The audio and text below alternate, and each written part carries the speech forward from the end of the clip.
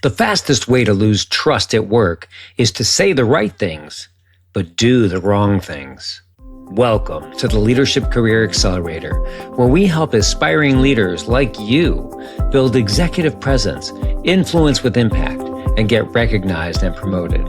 I am longtime CEO, Barry Moline. My mission is to help you grow as a leader, elevate your career, and improve your life. If you enjoy learning leadership tools, hit subscribe. In return, my promise is to keep bringing you ideas that make you a better leader. I have a question for you. How much trust are you building or unintentionally breaking through your everyday leadership behaviors? In a workplace shaped by constant change, uncertainty, AI, and shifting expectations, trust is no longer a nice to have.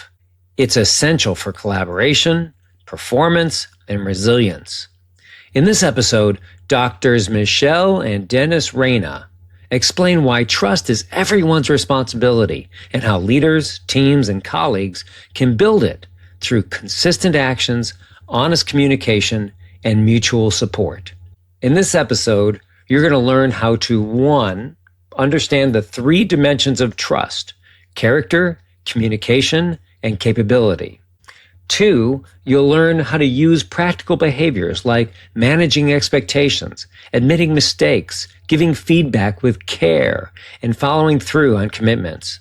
And 3, you'll understand how to repair broken trust through acknowledgment, responsibility, reframing, and simple trust-building conversations. This episode is going to give you practical ways to build, strengthen, and repair trust so your workplace relationships become more honest, resilient, and effective. Let's get into it. Well, welcome, Michelle and Dennis. Hi, Barry. So good to be here with you. Thank you so much. Absolutely, Barry. Great. Well, we're talking about trust, and it seems like it isn't a nice to have. It's more of a business imperative. So what's happening now in workplaces across the country, across the world, that makes trust non-negotiable?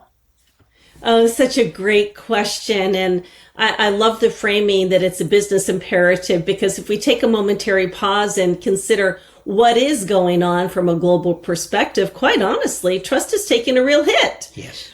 People, around the global landscape are experiencing shifts and changes that are unprecedented. There are things that are happening in the way the organizations are structured, in the way that business is being conducted, the utilization of AI. Our workforce is being asked to manage a considerable amount of change and to be adaptable in a landscape that is unfamiliar to them. Because people don't know what's coming next. They don't know what they can rely on. They don't know what they can depend on. So at a time when people really need one another and need trust in their leadership more than ever, trust is actually more vulnerable than ever. Absolutely. And it's more essential, Barry, because of the high volume of uncertainty and ambiguity and just unknowns that people are being asked to step into. That's when we need trust even that much more. And yet that's when it becomes that much more vulnerable, because people don't fully understand how. They don't understand how to practice trust each and every day. People throw the abstract term of, my people trust me, or I trust them, but what does that really mean? And how do people really show up and behave? Well, what are leaders getting wrong in this moment? Do they think they have more trust than they have? How are they misreading what's going on in their workforce? I think leaders at times underestimate what it really takes to build trust. It isn't something that is a one and done, if you will. It isn't something that is an off-the-shelf approach. It requires steady, continuous intention and attention. The other piece that I think sometimes leaders may overlook, Barry, is quite honestly, they can take a little bit more responsibility than may ultimately be theirs. Yes, leaders do have significant responsibility in building a culture of trust, but they do not have 100% responsibility. So a part of their responsibility is looking at their own behavior, their own attitude, their own outlook, how they are influencing the shaping and the cultivation of trust within a culture. They then have a significant responsibility to bring other people into the fold, help their workforce understand how each and every person can show up, how each and every person can take a step forward and participate and behave in a way that cultivates that foundation of trust. It doesn't fall 100% on the shoulders of leaders. Leaders need to bring everybody into that fold. In a nutshell, Barry, trust is everyone's responsibility. Yes, it starts with the leader, but it's everyone's responsibility and how they show up and how they behave each and every day. Well, Michelle, you mentioned behavior a couple of times, and you said in the past that trust is a behavioral construct, not a feeling. So what does that mean for, the common person? Can you translate that into an actionable item, something that I can do if I'm driving to work, something I can do when I get to work? I love that question because it's so interesting. One of the misnomers that people often have is that, well, it's actually not a misnomer. This is actually true. So I'm going to correct myself. Trust in and of itself is something that we can't see, but we can feel it. When it's present, we all feel it. There's an energy, there's a vibe, there's a buzz, there's a can-do attitude. And when trust isn't present, boy, we sure do feel that as well. We tend to hold back and withdraw. So the part that's really kind of interesting is we all need trust, Barry. We all fundamentally want it. It's a part of our human condition because the most precious ingredient in our lives, at work and at home, it's the relationships with people we share our lives with, the relationships with people we work with, the relationships with people that we live with. So how do we, as you say, take trust from the abstract and put it into the behavioral sense? It's actually a question that Dennis and I have dedicated the last 30 years to addressing. So we approach trust behaviorally through the lens of 3 dimensions. So I'm going to just tackle one for this moment. It's called trust of character, and it's a starting point for relationships. And so one example of a behavior that builds trust of character is manage expectations.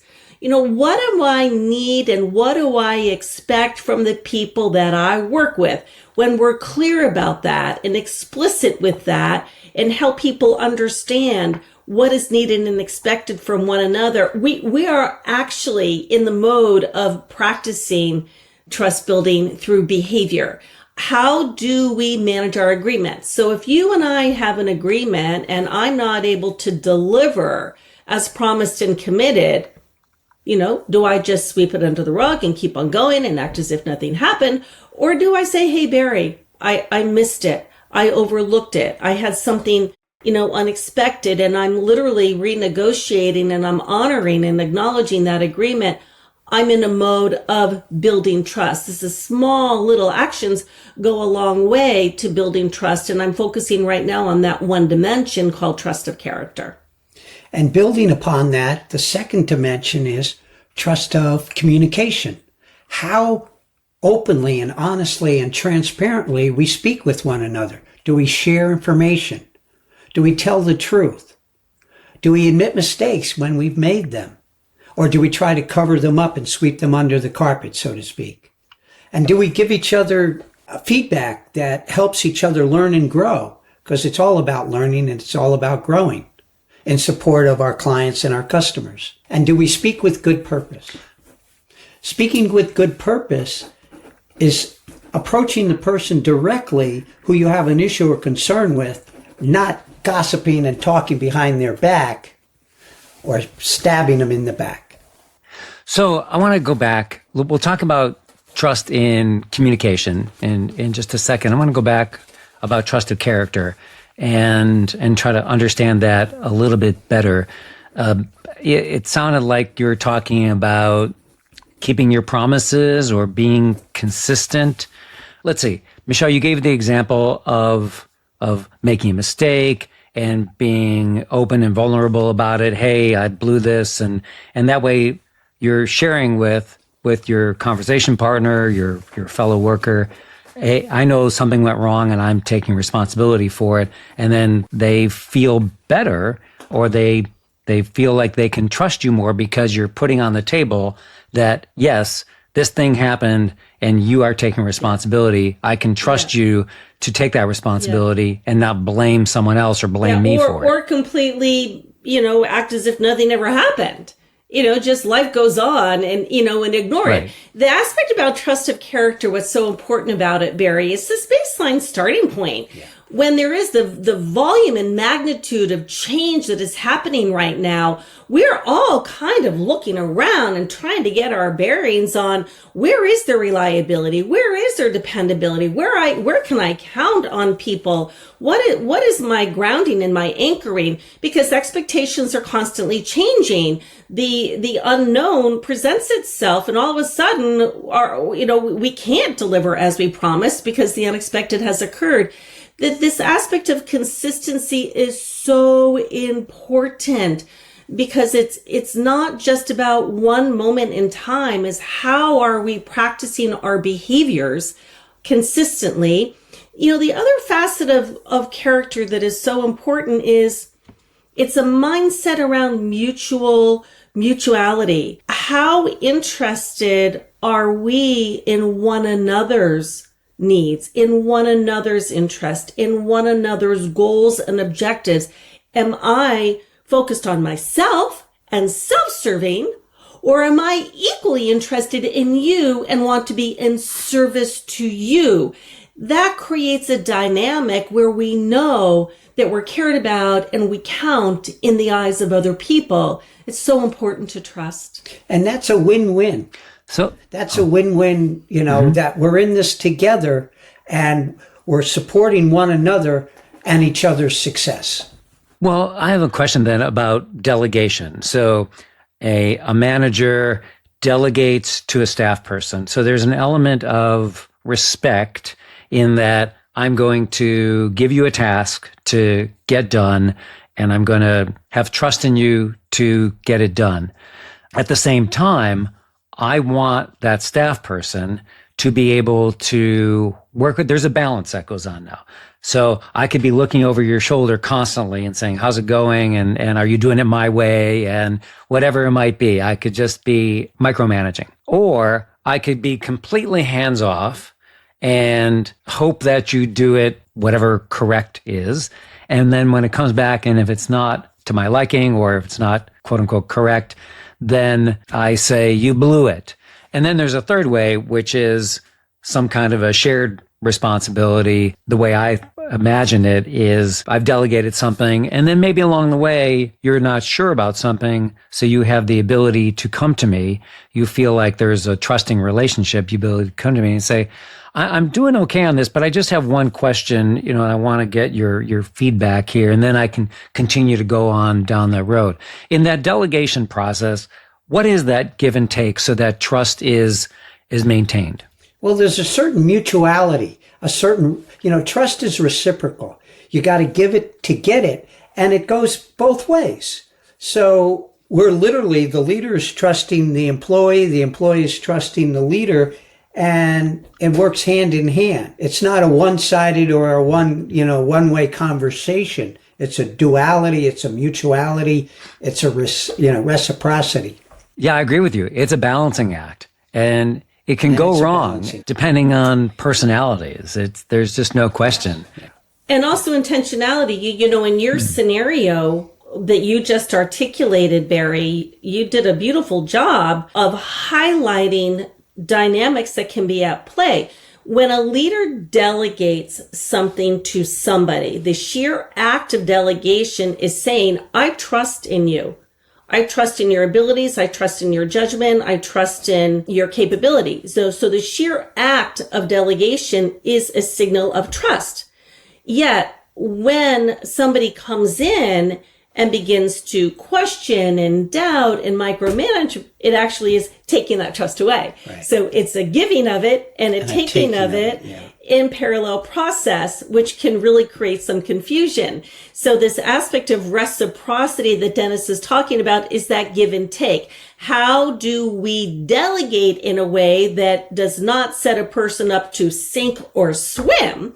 But how do we follow up? Do they have the resources they need? The information do they need? The authority that they need? Have I been clear on my expectations? Have I asked what they need for me to be, what they need from me in order to be successful? So it's that interplay of give and exchange that is so critical to delegation, especially in today's world when we may be delegating something to people that is brand new. There may not be history or reference points or experiences. They're going to be stepping into the unknown. So we got to go in there together. So it seems like if I'm delegating, I might want to say, and if you come across any speed bumps, come on back. Let's talk about it. It's still your project. I just want to make sure that we stay on track. And that's a collaboration, or I should say, a collaboration with trust. Is that right? Yes. Right. And hey, if there's anything that seems unrealistic, come back and let's talk about it. If you're finding that you need some support or other players to come into the mix, let's go ahead and make that happen. Let's work this together. It's creating that permission to be human, that permission to be vulnerable, the permission to perhaps not know something and be able to talk about it, because I'm not hanging you out there and you're not going alone. See, and what's key and what's critical, there's a real difference between delegation and abdication. All right. Just because a leader is delegating something doesn't mean that they're washing their hands and now you've got the whole ball of wax. You've got not only the responsibility and the authority and the resources, but the actual responsibility still stays with that leader. Or it's a shared responsibility, not a one-sided responsibility. And so it is a balancing act, absolutely. And that's where the trust comes in, back and forth. And it's like a dance, right? Mm-hmm. Takes two to tango. Yeah. So Dennis, you brought up trust of communication and you mentioned transparency. And so what does transparency actually look like? What does it sound like? Well, like for example, a leader might share with their people, hey, we're going through change. And this is what I know to be true. But also share, and I don't know X, Y, and Z, or I don't know what the outcome is going to be of, ABC, etc. So sharing information is absolutely critical, what they know and what they don't know, because again, there's that reciprocity. It's a dance and we're moving through this together. And some things will work out and some things won't, but we're in this together. And that's key. And that's where that trusting one another. I got to trust you as my leader, you trusting me as your employee. We're going to move through, we're going to navigate the shoals together, if you will, and hopefully we'll get through the narrows and make it through to the other side of the channel. One of the things about being a manager is admitting mistakes. And we all make mistakes, and managers make mistakes. A lot of times it's difficult for managers to admit that they made a mistake because they feel like they lose credibility with their staff when they do so. How can you admit making a mistake without losing credibility? The sheer act of admitting it, Barry, creates credibility. It actually fosters credibility. When a leader admits a mistake, they actually make it safe for other people to admit a mistake. Right. When the focal point is not singularly focused on the mistake, but it's on what I have learned from this mistake. Exactly. What happened, what I have learned, what I have discovered, what I will be doing differently, and from a leadership perspective, why I'm sharing this with you. why I'm actually sharing this mistake. When a leader shares a mistake and focuses on the learning that has been gained and sharing what I will now do differently and why I'm telling you the story. Oh my goodness gracious. They make it safe and give room and permission and model and demonstrate other people to do the same. Because you know what? We're not growing. I mean, Barry, you're CEO, you're an entrepreneur, you have depth of business experience. Oh my goodness.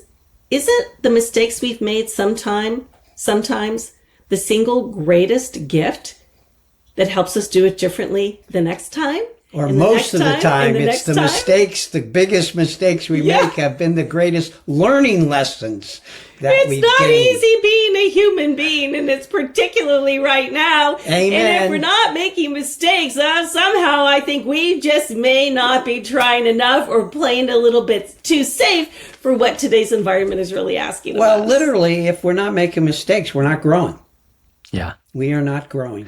Now, when it comes to giving feedback to people, let's say feedback to my staff, I want them to be better. How can I convey feedback so that it's not just portrayed as criticism, but it's portrayed as care, and that I want them to be better? You know, I think what Dennis and I have found, there's something very powerful about just stating our intention.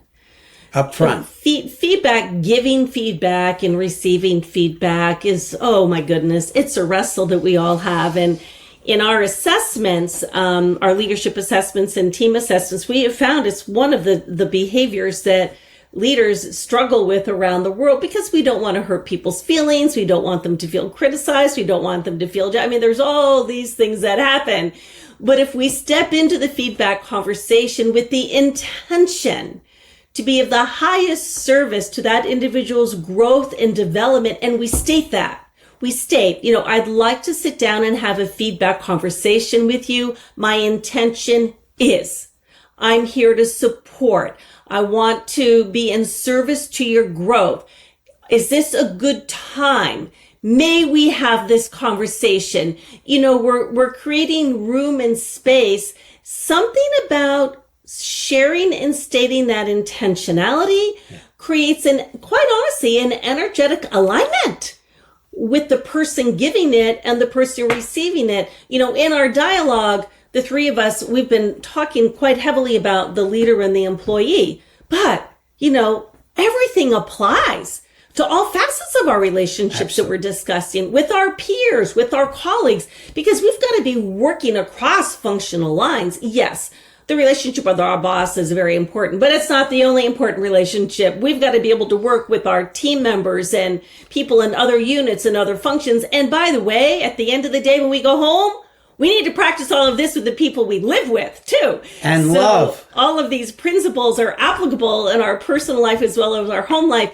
But, you know, across the board, being centered and clear about the intentions and articulate those is extremely powerful. Absolutely. Yeah. So I want to give you two quick related examples that for me were both a little uncomfortable, but the second one was the most uncomfortable, which might seem kind of odd. So I had a manager who was leading a meeting, a committee meeting. I wasn't in the meeting, and it was reported after the meeting to some of my staff that were also in the meeting, and as well as some other people, that he made an oddball reference to, well, it was about authority. And he said, well, that sounds just like what the Nazis did in Germany. It was like, whoa, that was not a good thing to say. You know, he was talking about what, you know, the legislature was trying to do, you know, in imposing authority. It was not good. And nobody would respond to him in the moment because they were so shocked. And it was a group of folks and nobody felt empowered to say anything. So the meeting went on, but everybody felt uncomfortable. So afterwards they told me and they said, would you talk to him? Which is kind of a role that managers have to play. And so I sat down with him and I said, is this something that happened during the meeting? We clarified that it was. And then we talked about why it was important not to say that. And I premised it on that I wanted him to be better.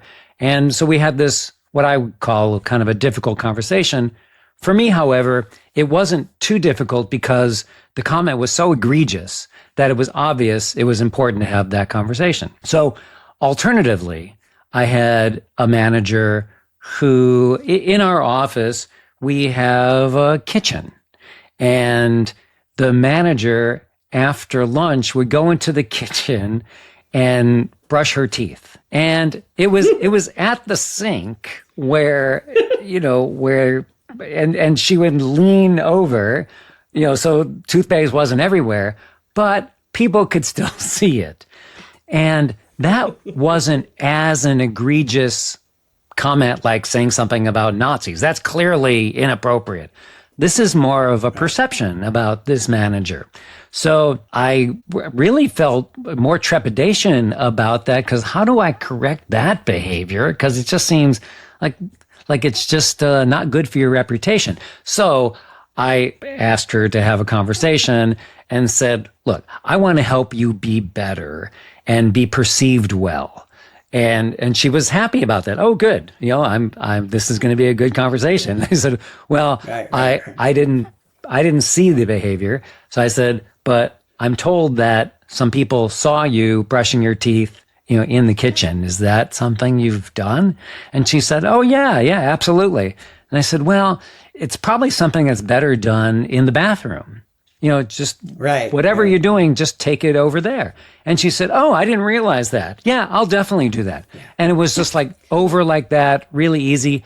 I felt much more trepidation about that one because it was such a nuance than the more cut and dried, don't say that in a meeting versus this is helping your perception. So the point is, I used your technique of helping somebody be better. That was my intent. And in both cases, it worked. And I think that what you're talking about is a really positive strategy. I was just going to say, you're absolutely right. And isn't it the little things, it seems insignificant. She's brushing her teeth, but it's in a place where, everyone uses it for whether it be food prep or whatever. It just doesn't seem that either sanitary or appropriate or whatever the case may be. But again, it could be a sticking point in the eyes of others and so forth. So just informing her, she says, oh, yeah, sure, of course. She didn't even think anything of it, right? I think there's if I may, there's two, I think, powerful lessons in each of the stories that you shared, Barry. The brushing the teeth, every now and then, any of us may engage in a habit, because I heard this brushing the teeth happens more than once. It wasn't one time. But there are times when some of us may do something that seems seemingly innocent, but yet others, it creates a discomfort and awkwardness. And that was the gift that you brought to her. Yes. Your other story about, a leader speaking to a group of people and things go stone cold quiet. That opens the door for another very deep facet of trust building, which is all of us growing in our awareness. Yes. Us being aware of the other person. When we see people going quiet, when we see stillness coming in, when we see a pulling back, when our intention is to really engage, that's a signal to any of us that there's something else at play. So another facet of feedback is we ask for it. We literally can go after it. So in an equation like that, a situation like that, the opportunity is, wow, we were in the room and I shared the story and I saw everybody go quiet. What happened? What happened? That's another way that a leader actually can build trust is noticing, observing, and tuning in to themselves and other people, because sometimes we have an impact that is not intentional. Right. And a facet is of our own growth and development is tuning into those moments. And with each of those situations, feedback is a gift. It may not seem like it in the moment, but when you flip back, whether it be the the lady at the brushing of the teeth or the gentleman who made the comment, knowing that what they said or what they did in that moment doesn't necessarily sit comfortably with people, and making them aware. And that's the gift that you gave Absolutely. them in that moment. So you mentioned in your book, The Art of Trust Building, that just came out, the assessment. You mentioned that. However, I don't want to talk about it right now. What I want to do is finish the third element of trust, the trust of capability, and then let's turn to talking about the self-assessment. So, Sure. Good. So what we're talking about with capability, I think, is somebody's skill level, right? Yes. What we're talking about with the third dimension of trust, and there are 4 behaviors that contribute to this dimension. It's we acknowledge and leverage the skills of one another in service to our customers or our clients. Okay. And it's all about, do we empower people to make decisions? Not just allowing them, but empowering them to make decisions and involving them even in the decision-making process, or involving them, in the discussions that lead up to those decisions.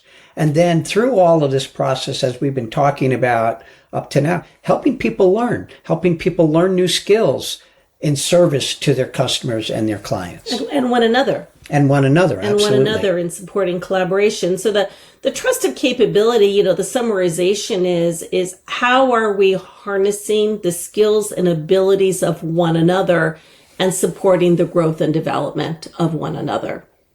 So that's the essence of that third dimension. Well, I've had this experience before where somebody is confident about their skills, but they really don't have the skills. So they may be confident, but they're not competent, I guess would be the way to look at that. Yeah. Have you had that experience or seen that, or how would one deal with that? It's in a scenario here where a person has a little bit of a blind trust within themselves. Right, yes. In these facets of these 3 dimensions, Barry, we're talking about them at this moment in time in our dialogue. We've been taking them kind of one at a time. Trust of character, trust of communication, trust of capability. They're working hand in hand. Yeah. So sometimes a person has a little bit more confidence in themselves or blind trust in their own abilities that's beyond what they've actually been asked to do. And so how is that being addressed in terms of expectations that are set, feedback that is being provided, and how we are working with one another, how we're gaining input from one another, how we're collaborating with other people. In today's world, none of us can really afford to run it alone. No. It's too complicated. Yeah. There's too much that is being asked. So sometimes there may be occasions when somebody is actually overly trusting of themselves and judgment can lapse and working with others can fall down, and going to their leader or their colleague and testing and checking in on how they're doing, how they're progressing. Am I on course? Am I hitting the mark? Am I doing what's being asked? Am I being delivered? Am I delivering? And am I on course? Yeah, so it's where hubris overshadows humility. Yes, yeah, absolutely. So when there's a problem with trust, when trust is broken, let's say, is there a way to figure out whether it's trust of capability, trust of communication, or trust of character? Well, I don't know if that makes that much of a difference, but there is a definite process in working it through. And the first step is observing and acknowledging what happened. Naming the egregious impact or the slippage or the misstep or whatever the case may be, and the impact on the people that were either involved or affected by that. And that's a first key step. Mm-hmm. And obviously, when people go through this, there's feelings about, there's feelings about decisions, there's feelings about change, there's feelings about people feel hurt, disappointed, let down, trust is eroded, and maybe even betrayed. But if it's acknowledged and duly worked through with getting that support to work it through. Sometimes it's talking with a trusted colleague, or sometimes it's working it out with a leader or manager, etc. Or sometimes it's just journaling in your diary, etc. You've said that small things break trust, and a lot of breakdowns happen from either small actions, small omissions. Why do these small things create so much damage? One key facet, Barry, that I want to emphasize in response to your question is when we've talked about the 3 dimensions and behaviors that build those 3 dimensions, the name to the game of trust building is consistency. It is consistency. And so, often little things like, okay, I said I was going to get something to you on Monday. I didn't. And, it's 2 weeks later and now I'm circling back. That's an example of something that in and of itself is seemingly small.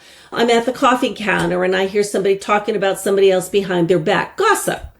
In and of itself, in one instance, may seem seemingly small. Somebody admits a mistake and they're put down. In and of itself, it may seem seemingly small. So there are small, minor, subtle ways that trust is broken on a day in and day out basis. And in and of themselves, they may seem insignificant. And we all as human beings have a nature to extend grace. But what happens, Barry, is when they continue to unfold again and again and again. I don't miss a timeline once. It's repeated. We don't talk about one another once. It becomes a cultural norm.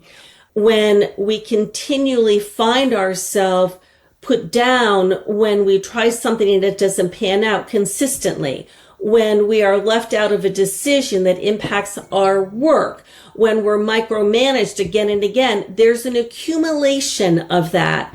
And the accumulation of that is what causes trust to decline. It's what unravels it and causes it to break down. And over time, it takes the same shape and hold and form of something really significant that we all might associate as betrayal.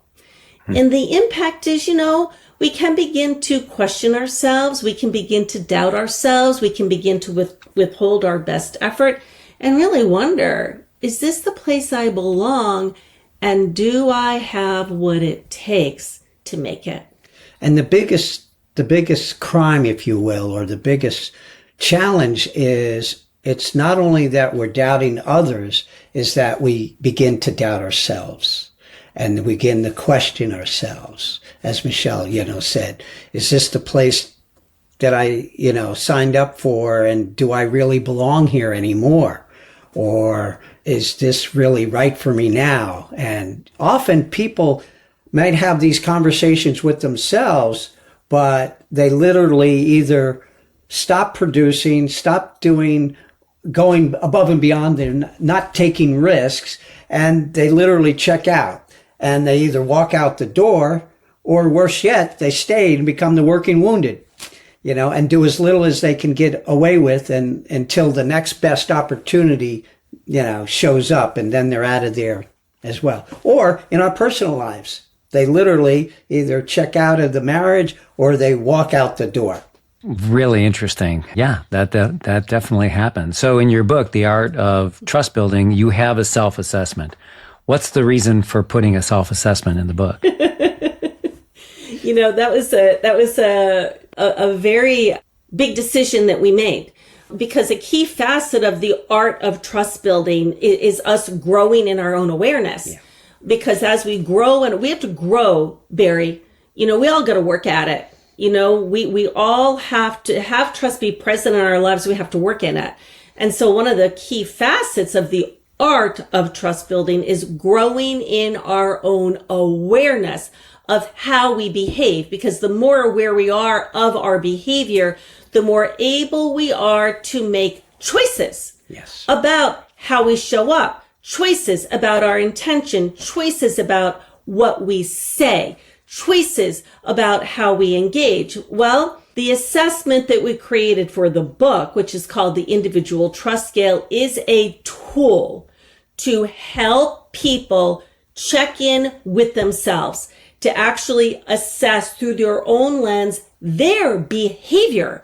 When they receive a feedback report, they are provided with their own set of data on how they see themselves in the consistency of their behavior. Our intention with this assessment is to be of support and to be of service to each and every person, to really look at, how am I behaving? How am I bringing myself to my relationships? And to be guided through the interpretation of the report and the coaching tools and tips that are there to help them make choices and to take action in ways that align with their intentions and help them deepen and strengthen trust and grow as a human being in their relationships. And I want to add that in addition to the assessment, people get a very robust feedback report that literally gives them coaching tips and tools that refer back to the book. So the book and the assessment work hand in hand. The assessment gives them a starting point of where they're at in their assessing their own, if you will, their own trustworthiness. And it refers back to different chapters and parts of the book where they can get greater insights and greater awareness and greater information on how to either improve on that or to learn and grow from that. And so that's actually a starting point for that observe and acknowledge what's happened. Not only just observe and acknowledge, like I started to say about the 7 steps, but also where am I at? And then they're able to reframe the experience and take responsibility. What's mine to own and what's not mine to own in order to forgive, let go, and move on. It sounds like a great balance. I can take the assessment in the privacy of my own, domain.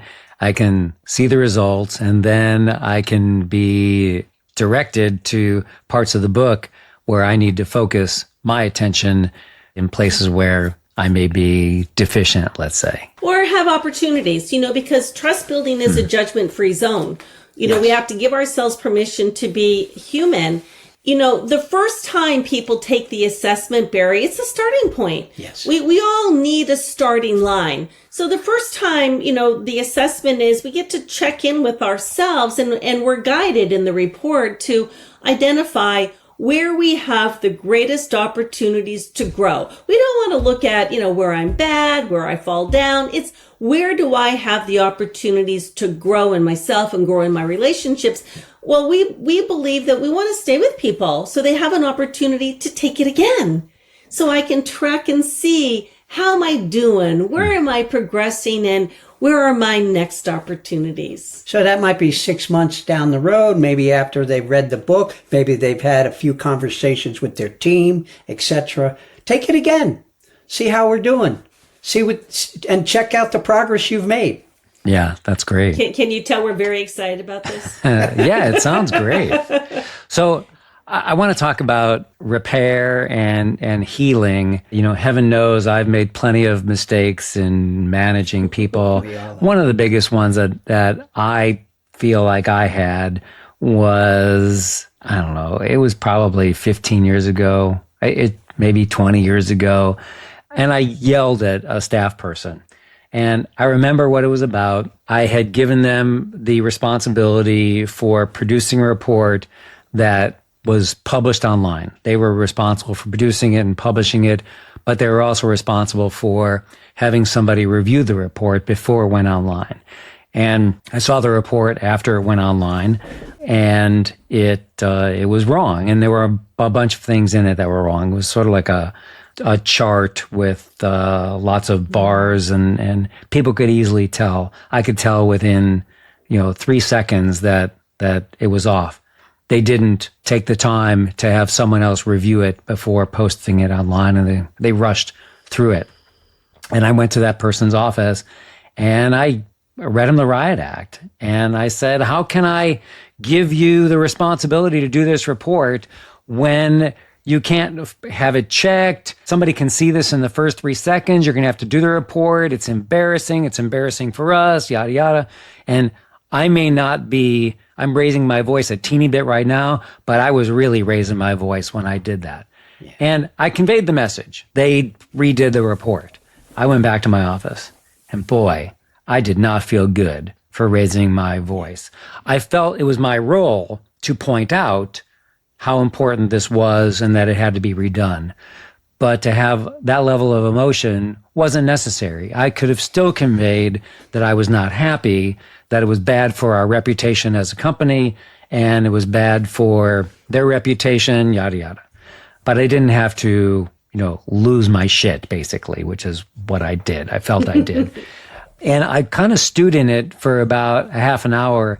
I did go to that employee then, and I said, I came up here and I was unhappy and I yelled.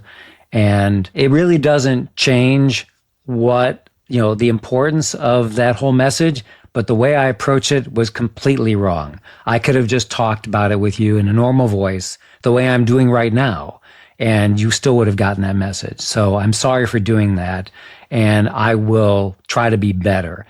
So that was that particular situation for me. And it was probably easy to recognize because losing my mind was easy to note that I had done something that was probably inappropriate. But sometimes we make mistakes and we don't even realize we're making mistakes.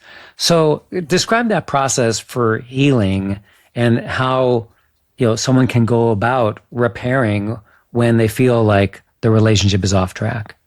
I think you actually did. There's a lot of things in your story, Barry. Before I answer your question directly, there's something about the person that was delegated the assignment. You made a very specific request, if I heard you accurately, to ensure there were checks and balances, to ensure things had been proved, to ensure that all the bases had been covered. It struck me that you were very clear and explicit about that. Yet that wasn't done. Yeah. Well, I was clear with a very loud and vocal tone. Okay. Yeah. Yeah. Well, I was just not happy. So yeah, all those things came out, but they came out in a very emotional way. Were they heard? Yeah, so I don't know. Yes, I hear and understand. So if we were to scenario play in rebuilding trust, the first step is the observation and acknowledgement of what happened, which you did. Yes. But the nuance is what really happened. If I'm following you, what happened is the individual that you delegated the assignment to did not follow through and deliver as you had explicitly stated. Yes. Right. And there was an impact, as I heard in your narration, there was an impact that what specifically had been laid out was not followed. And as a result, what was published did not represent the integrity of the organization. It was below what the standards are. And if I understand, put the organization in a compromising, somewhat vulnerable position because we're not reflecting. And if I were to keep going, that could, if not corrected, could potentially create a shadow of doubt in our marketplace. So there's in the 7 steps, the first is observing and acknowledging what happened, what was the impact of that. And as Dennis has said, there's feelings and emotions. Now, boy, oh boy, you are talking about a really important thing. How do we articulate those in a way that is not like slam somebody? But we do have to give room and space and permission to acknowledge in a healthy way the embarrassment, the humiliation, the price of all the heavy work that needs to be done, the potential compromise. That's a very important component. And there's a way of being able to do that, keeps that person healthy and whole. What happened? Observing that. Right. If you pause there just for sort of reflection in 2 cases, that's how I reacted 20 years ago when my employee talked about that's how the Nazis did it. I felt that same emotion, that same rage. I handled it differently because I learned I was 20 years older and different, so I didn't lose my temper. And Yeah. that is just, a little bit of growth in that process. So still in the point of your flow, that's just what has changed in me over time. Yeah. But in your flow, it was still acknowledging what the impacts are. And yeah, I mean, the impact and the compromise that has occurred, and there may be a number of aspects. There may be a compromise in the collaboration within the team or the way that other people were supported. But in your scenario, what I heard was that there was an embarrassment, and this was not an accurate reflection of what, how we want to be presented and show up in our marketplace and our constituents. Now, if we were to keep going for a moment, there's always this aspect of, what are the feelings and emotions? Because when there's hurt and disappointment and letdown, we do feel it. Yeah. We do feel it. So we have to be able to acknowledge that to ourselves in a healthy, constructive way, express that in the people we have relationship with. Now, there's another key facet of the healing and rebuilding trust process that Dennis has mentioned a couple of times, and that's reframing. Yeah. So there's an aspect of healing that's a compassionate journey, Barry. And one of the ways we express compassion is we're curious. So the conversation is one of support. We need to be supported to have these conversations at times, and others need to be supported as well. But the reframing is when we actually get a little bit curious. And we go to work in gaining another point of view. What might have been going on for that individual? What got in the way of them following it all the way through? Right. Can you help me to understand what your choice point in your decision was? Help me to see where you thought this was ready for publication. What got in the way? So it's genuinely trying to unpack and reframe, and then helping there to be some responsibility. When trust breaks down, we don't always have responsibility for what happened. Any of us, we don't always. Sometimes we do, sometimes we don't. But we always, 100% non-negotiable, have responsibility for how we choose to respond. How we show up and behave in that moment. And your story actually is a wonderful example of take responsibility. You went back into your office and you said, oh God, that is not the way I want to show up. And it's an example where our own reaction can actually break trust. So, right. Hey, I the got very let thing down, we want to so create, we break. I'm going to go slam that person. So that was actually your own observation and acknowledgement of your own behavior, in your own articulation of how you felt about your own behavior. It was like, oh God, head in hand, I didn't do such a great job. Sometimes we can heal and rebuild trust that quickly. But I love your story because you're modeling where we're actually telling the truth to ourselves. We're actually making a choice within ourselves. That is not how I want to show up. That is not how I want to behave. No, that deliverable, unacceptable. Yet, how I responded is also not really all that great either.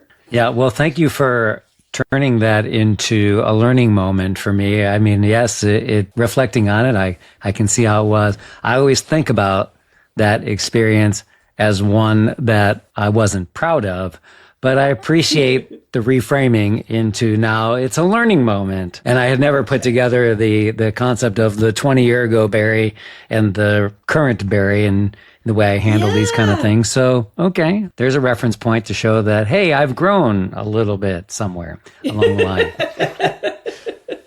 So hopefully we all have. Yes. Hopefully, yes. Yeah, hopefully. That is true. Hopefully we do. Yeah. So lightning round. I'm going to ask you some quick questions to fill in the blank or do some quick responses. And part of this too is a summary of what we talked about. So trust of character is built when I do what we say we're going to do. Follow through on our commitments. Deliver as promised. Okay. Trust of communication grows when I speak openly, honestly, and transparently with one another. When we share information, when we tell the truth and admit mistakes. Okay. Trust of capability strengthens when I acknowledge and leverage the skills of one another in service to our customers and our clients. Okay. All right. What's the most underrated trust behavior? I think mutually serving. I think how we show up, trust is reciprocal. We want it, but we've got to be willing to give it in order to get it.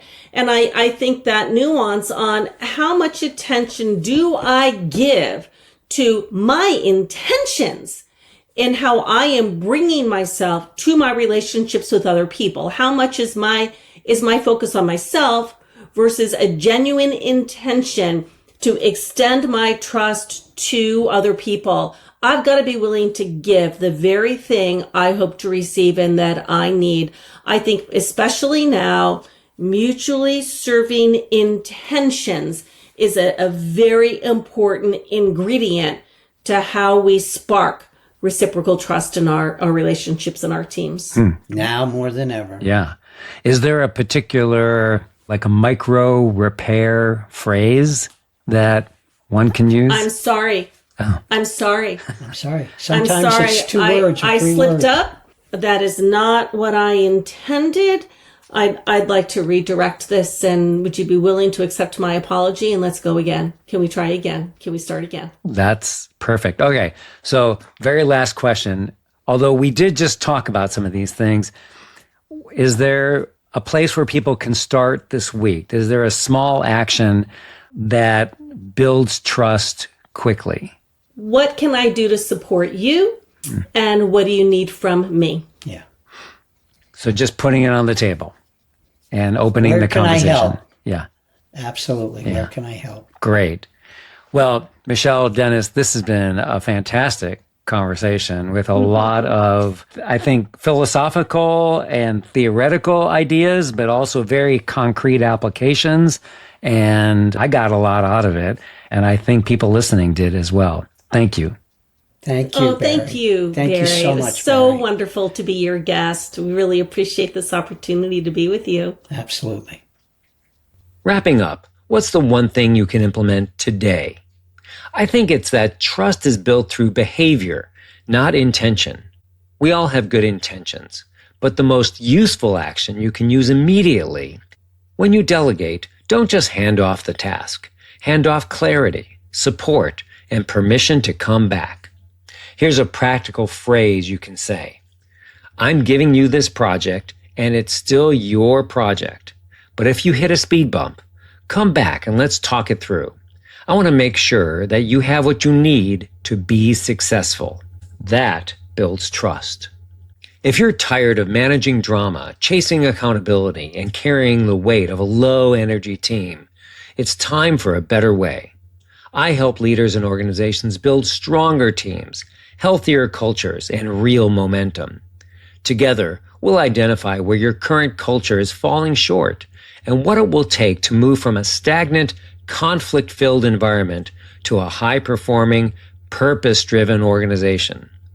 I speak and train frequently on leadership, teamwork and culture, influence and persuasion, and AI and the future of work. Now is the time for action. Click the link in the show notes, schedule a call, and let's explore how to move you forward. I'm Barry Moline. See you soon.